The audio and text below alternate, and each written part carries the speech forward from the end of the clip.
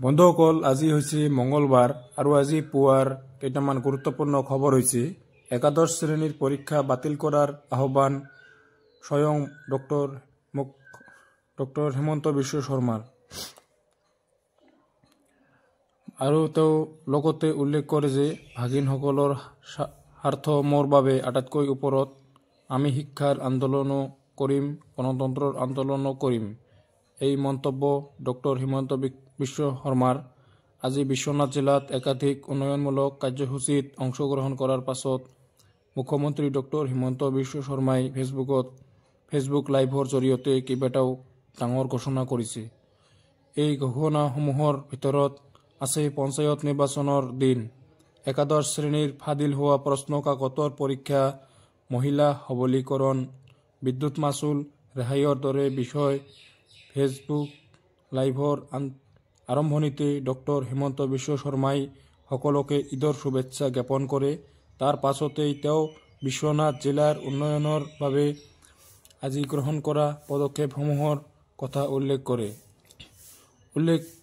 উল্লেখ্য যে আজি ডক্টৰ শৰ্মাই বিশ্বনাথৰ 13 কোটি টকা ব্যয় সাপেক্ষে নিৰ্মাণ কৰা আৱৰ্ত ভৱন, 12 কোটি ব্যয়েৰে নিৰ্মাণ কৰা GNM স্কুল, পেৰামেডিকেল ইনষ্টিটিউট আৰু ছোৱালী হোষ্টেল, 4 কোটি ব্যয়েৰে নিৰ্মাণ কৰা জিলা পৰিষদৰ মুখ্য কাৰ্যবাহীৰ আৱাসগৃহ, 1 কোটি টকা ব্যয়েৰে নিৰ্মাণ কৰা ট্ৰাইবেল আৱাসগৃহ, আনহাতে 1 কোটি টকাৰে নিৰ্মাণ কৰা গহপুৰৰ সহকাৰী আয়ুক্তৰ আৱাসগৃহ উন্মোচন কৰে।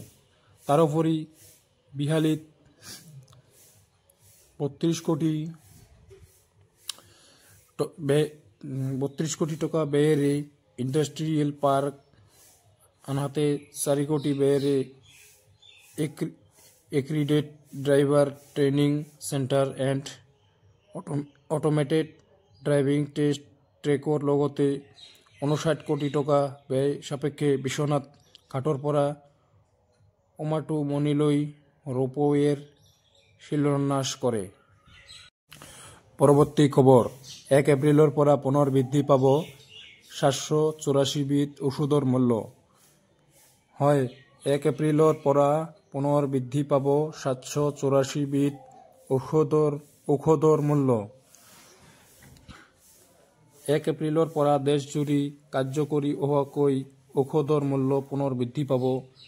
1 এপ্ৰিলৰ পৰা মুঠ 784 বিধ ঔষধৰ মূল্য একেবাৰতে 1.78% বৃদ্ধি পাব। 1 এপ্ৰিলৰ পৰা দেশজুৰি কাৰ্যকৰী হ'ব বৰ্ধিত মূল্য। মূল্যবৃদ্ধি হ'বলগীয়া এই ঔষধৰ ভিতৰত জ্বৰৰ পৰা আৰম্ভ কৰি ৰক্তজনিত ৰোগ, হৃদৰোগ, বৃক্কৰ ৰোগলৈকে সকলো ৰোগৰেই ঔষধ আছে। উল্লেখ্য যে ইতিমধ্যে যোৱা প্ৰায় 2 পৰা 3 বছৰত একাধিকবাৰ ঔষধৰ মূল্য বৃদ্ধি হোৱাৰ ফলত দৰিদ্ৰ নিম্ন মধ্যবিত্তীয় পৰিয়ালসমূহ বাৰুকৈয়ে প্ৰভাৱিত হৈছে। এনে পৰিস্থিতিত পুনৰ 784টা ঔষধৰ পাইকাৰী বজাৰৰ মূল্য এবাৰতে বৃদ্ধি হোৱাৰ ফলত চিকিৎসা ব্যৱস্থাটো যে দৰিদ্ৰ নিম্ন মধ্যবিত্ত শ্ৰেণীৰ বাবে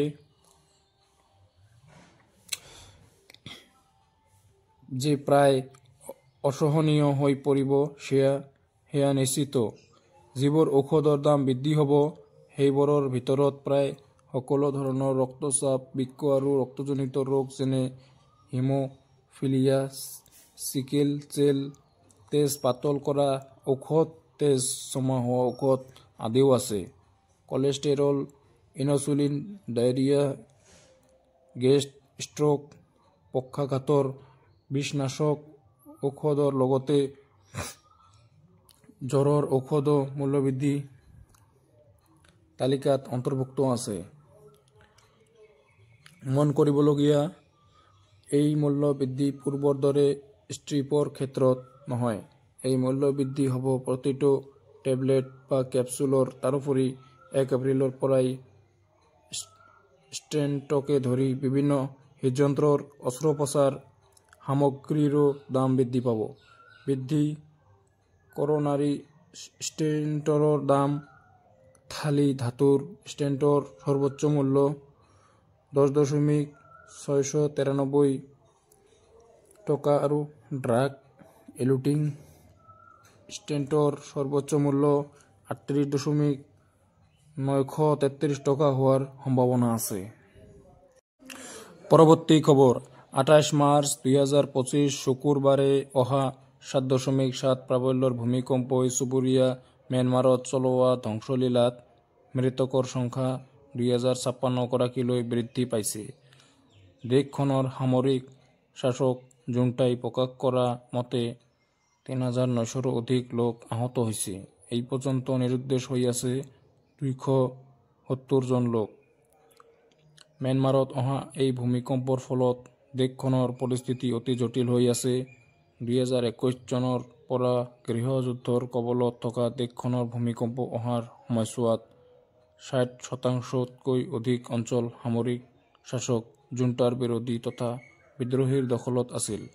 এই অঞ্চলসমূহত সামৰিক বাহিনীয়ে হেলিকপ্টাৰেৰে আক্ৰমণ অব্যাহত ৰাখিছিল।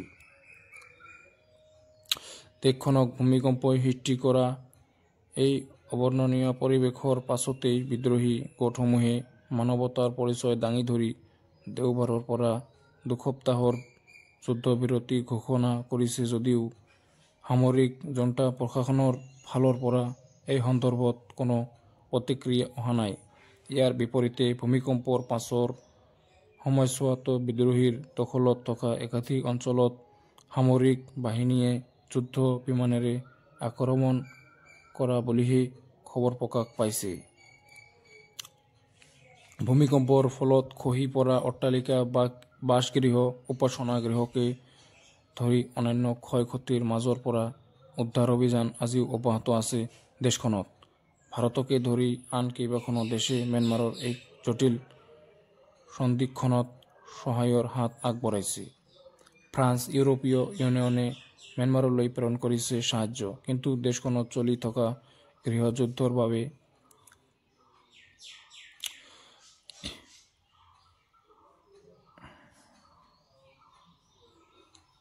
বহু দেশে ভূমিকম্পত ক্ষতিগ্ৰস্ত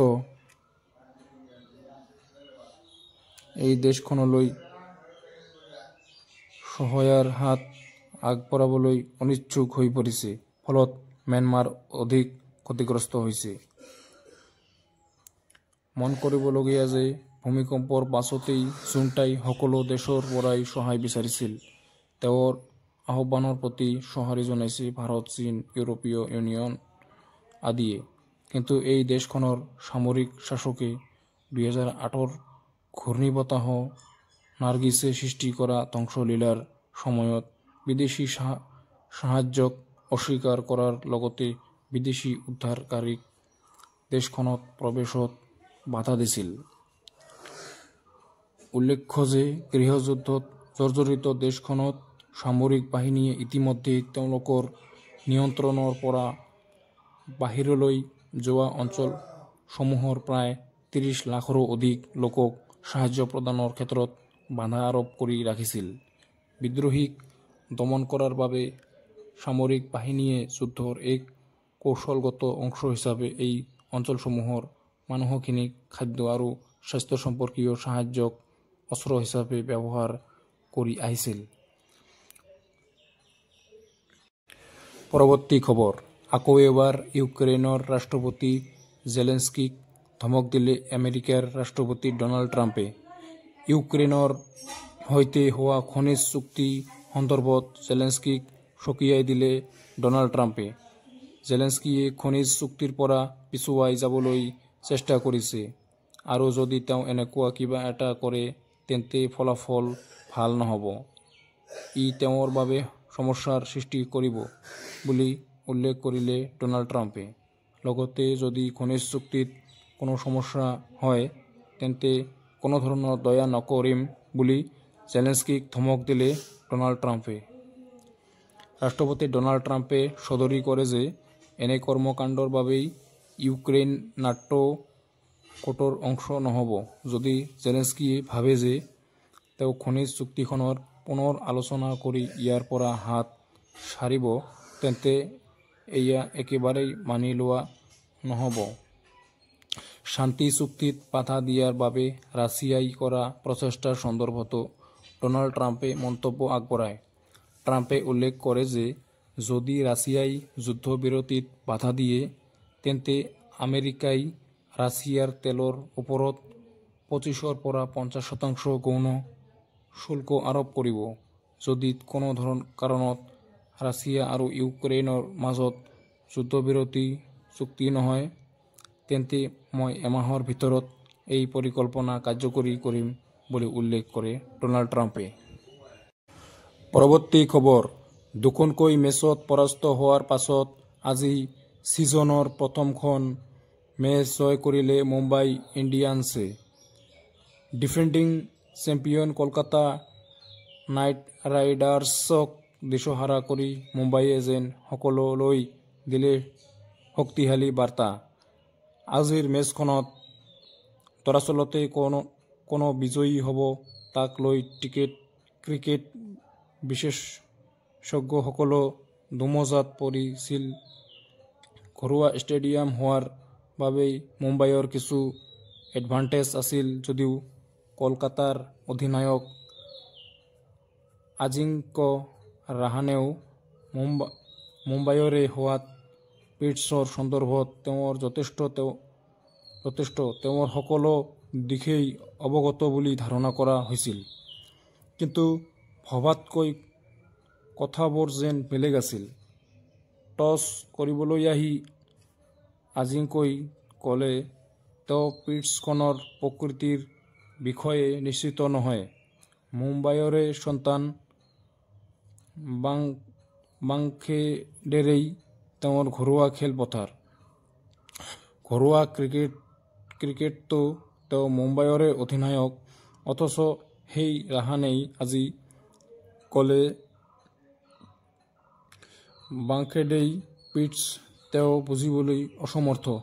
যদি তেওঁই বুজি নাপায়, তেন্তে বাকীসকলে কেনেকৈ বুজিব?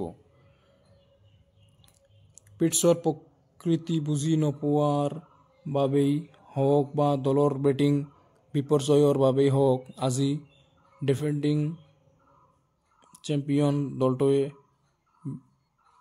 20 অভাৰো সম্পূৰ্ণকৈ খেলপথাৰত থিয় হৈ থাকিব নোৱাৰা বিষয়টোক সহজে লোৱা নাই অনুৰাগীসকলে। আজিৰ মেচখনত কেৱল এম.আই. আৰু কে.কে.আৰৰ মেচ নাছিল। ঈদৰ দিনটোতে অনুষ্ঠিত হোৱা আজিৰ মেচখন আছিল সন্মান ৰক্ষাৰো মেচ। কে.কে.আৰৰ অন্যতম মালিক শ্বাহৰুখ খান। বলিউড বাদশ্বাহৰ মুম্বাইয়ে ঠিকনা। সেয়ে মুম্বাই বনাম কলকাতা মেচখন আছিল আজি শ্বাহৰুখৰ বাবে সন্মানৰ যুঁজ। কিন্তু আৰম্ভণিৰ পৰা ব্যৰ্থ হোৱা দলটোৰ খেল চাবলৈ সেই সন্মান হেৰুওৱাৰ লাজতেই হয়তো ষ্টেডিয়ামলৈ নাহিল শ্বাহৰুখ খান। পৰৱৰ্তী খবৰ, ঈদৰ আনন্দ উল্লাহৰ মাজতেই কোকৰাঝাৰত এক ভয়ংকৰ পথ দুৰ্ঘটনা সংঘটিত হৈছে। কোকৰাঝাৰ জিলাৰ চালাকাটিৰ দলগাঁৱত সংঘটিত হোৱা ভয়ংকৰ মটৰচাইকেল দুৰ্ঘটনাৰ ফলত আৰোহী তথা শিলকাটাৰী ২য় খণ্ডৰ হাছিনা খাতুন নামৰ যুৱতীগৰাকী থিতাতে নিহত হোৱাৰ লগতে ঢোলমাৰা গাঁৱৰ য়স্মিনা খাতুন নামৰ আন এগৰাকী যুৱতীও গুৰুতৰভাৱে আহত হয়। আনহাতে গ্লেমাৰ মটৰচাইকেলখনৰ চালক হেকাইপাৰাৰ ৰিয়াজুল মিয়া ১৯ বছৰীয়া আহত হোৱা বুলি জানিব পৰা গৈছে।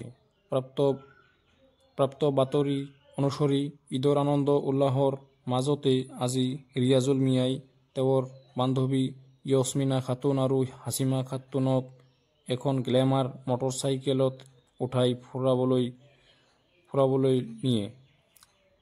ঠিক দলগাঁৱত তীব্ৰবেগী মটৰচাইকেলখন এখনে এটা কেঁকুৰি ঘূৰোতেই নিয়ন্ত্ৰণ হেৰুৱাই বাগৰি গছত খুন্দা মাৰি খেতিপথাৰত বাগৰি পৰে।